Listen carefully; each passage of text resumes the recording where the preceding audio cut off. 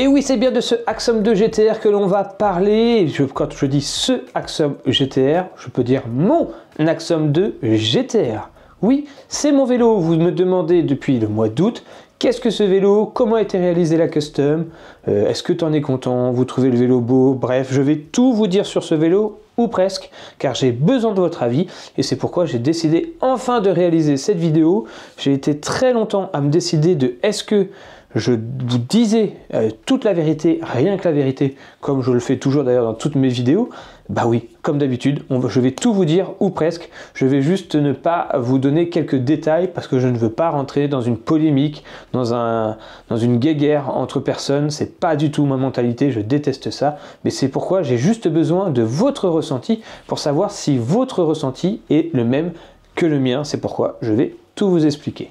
Donc on doit revenir alors en juillet 2023. Juillet 2023, qu'est-ce qui se passe? Étape du Tour 2023 que je réalise avec un Axiom 2 GTR qui vient de sortir.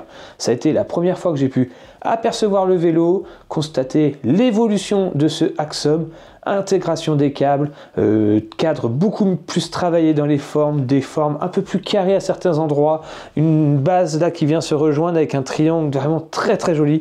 Bref, un vélo que je trouve ultra premium dans sa livrée or et bleu, comme j'ai pu le rouler sur l'étape du Tour.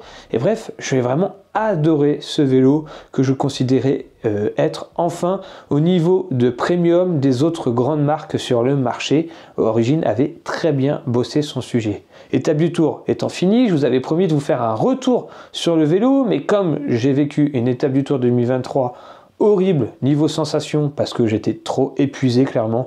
Je vous ai jamais donné tous les détails du pourquoi j'avais réalisé une si mauvaise performance, mais c'était juste l'épuisement qui était la raison. Bref, donc j'avais pas voulu vous faire un retour sur le vélo, sachant que finalement les sensations elles étaient liées qu'à mon état de forme, donc elles n'auraient pas été forcément très bonne. Donc j'ai décidé de me garder ça, et c'est surtout qu'une fois que mon étape du Tour était terminée, j'avais décidé que je vous ferais un retour sur le Axiom 2 GTR, mais sur mon propre vélo Axiom 2 GTR, car j'avais décidé de passer commande de ce vélo pour compléter mon parc vélo qui est aujourd'hui constitué d'un Trek Madone SLR 8 et d'un Elves Falas Evo.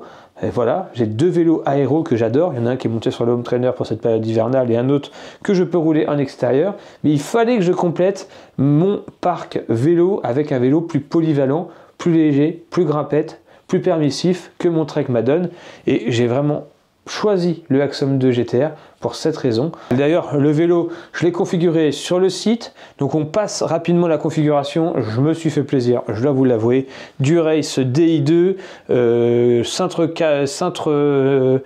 carbone, potence alu. J'ai pas voulu le combo cintre potence intégré, je sais pas pourquoi, j'avais envie de changer un petit peu.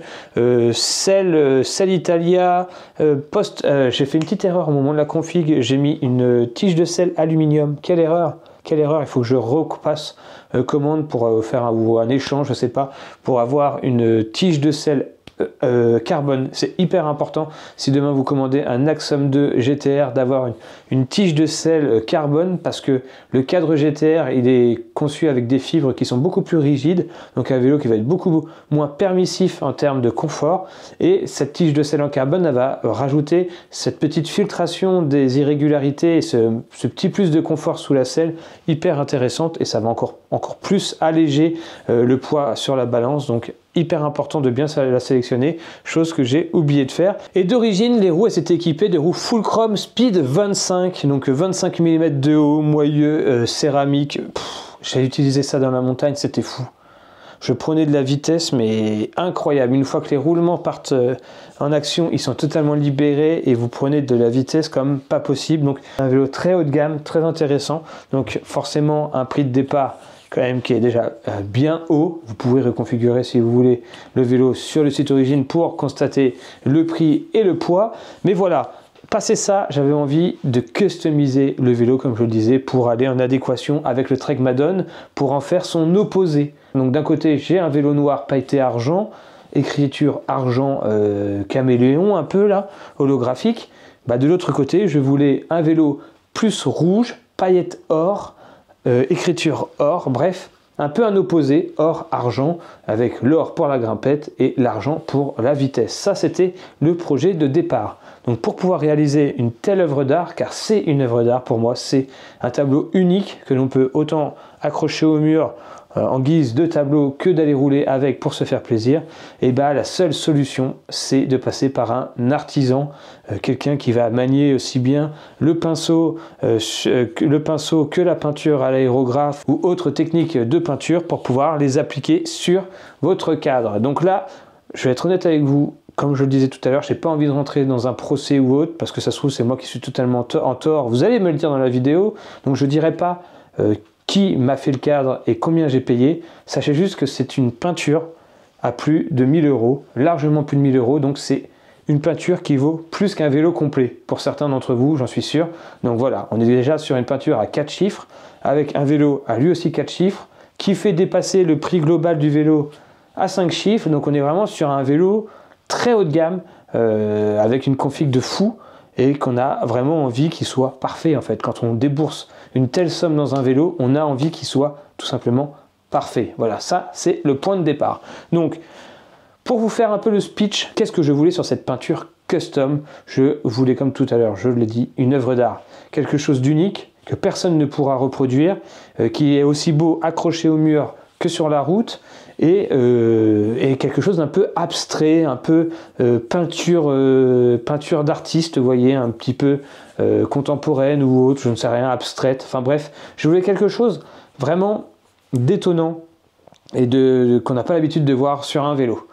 Donc pour ça, j'avais alors réalisé un croquis, une maquette sur Photoshop que je vous affiche tout de suite, juste là. Voilà, ça c'était ma maquette. C'est simple, je vais vous faire la météo, hein. Je voulais une base rouge avec une peinture à effet noir dessus qui font un peu des traînées. Je ne sais pas sous quelle forme, je ne suis pas un spécialiste de la peinture, mais je voulais ces genres de traînées noires sur une base rouge qui ensuite, sur les extérieurs, devenait plus foncé, qui virait au noir finalement, et le tout saupoudré de paillettes d'or plus ou moins grosses. En plus de ça, des paillettes or dans le vernis pour que à la lumière ça vienne ressortir.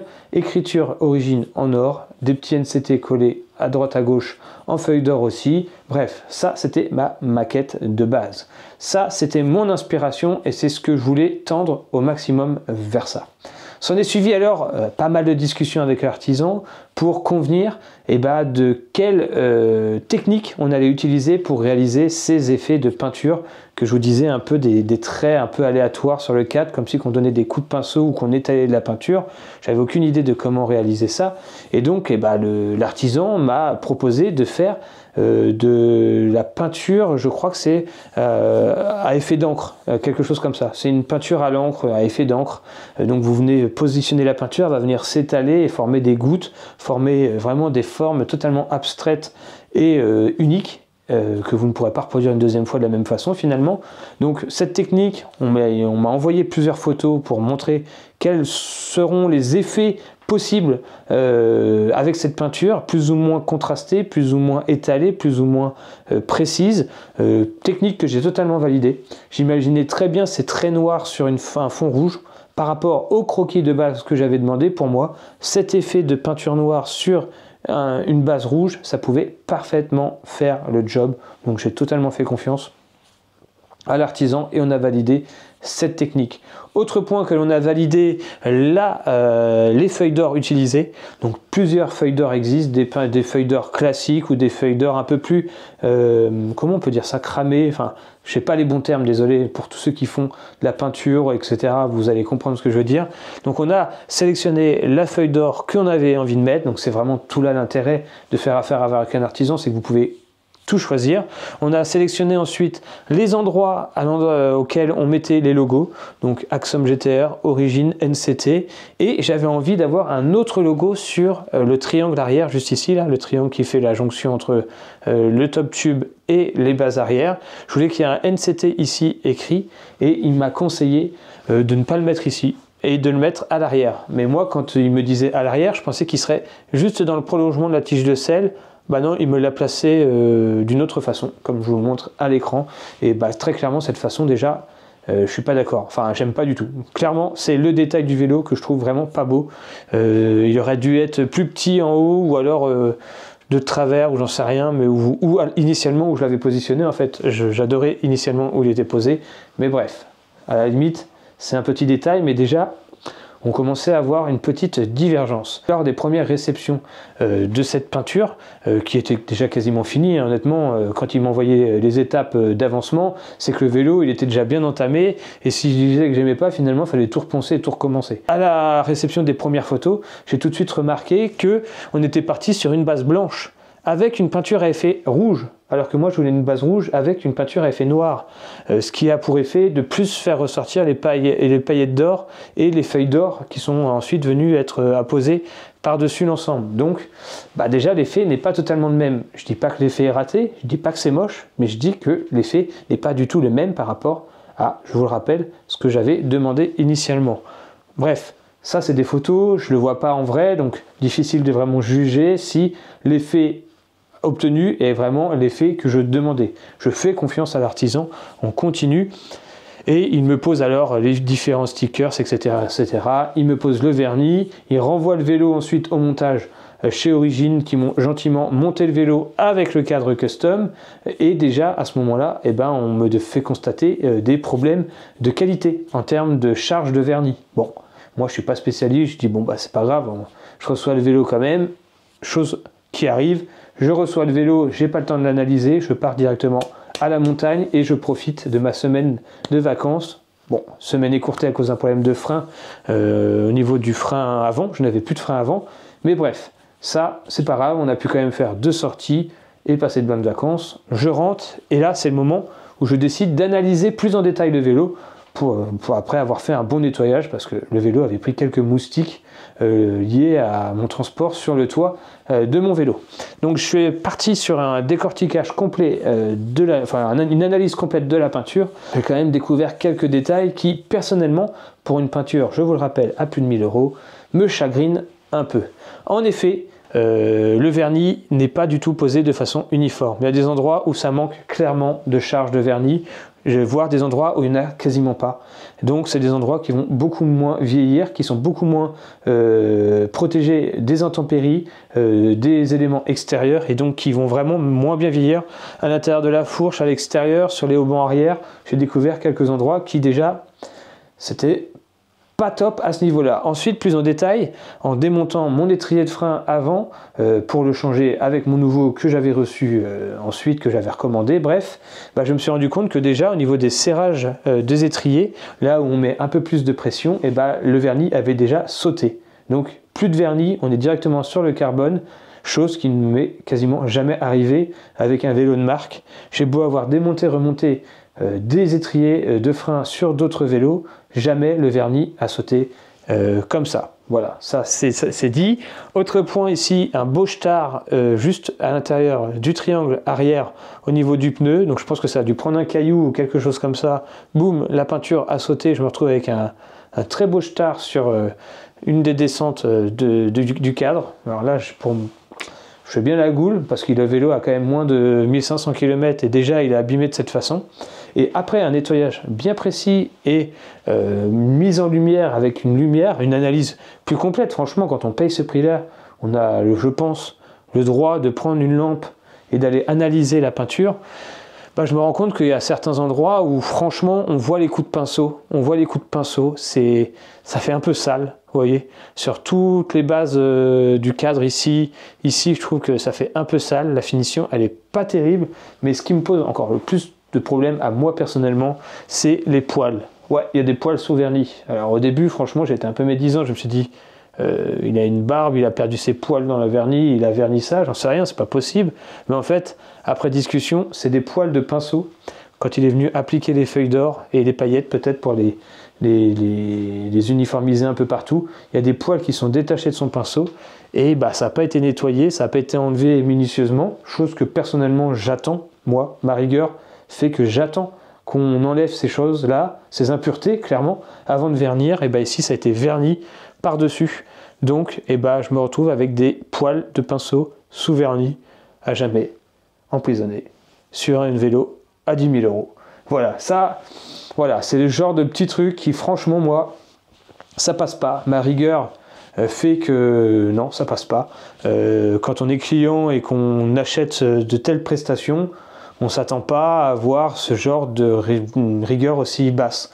Je m'attendais vraiment à une peinture nickel. Si demain, je fais une peinture complète sur ma voiture, ça me coûtera peut-être le même prix et j'aurai une finition nickel, alors que la surface d'une carrosserie d'une voiture n'a rien à voir avec la surface de carrosserie d'un vélo, vous voyez. Donc, ok, il y a une peinture à effet, il y a une recherche artistique, il y a une technique artistique, c'est fait à la main, c'est pas fait par des robots, donc il peut y avoir des irrégularités, il peut y avoir des défauts parfois sur ce genre de cadre. Au contraire, c'est ça qui donne le côté unique au vélo. Mais de là à avoir des poils de pinceau sous vernis, encore une fois, j'attends vos commentaires sur ça.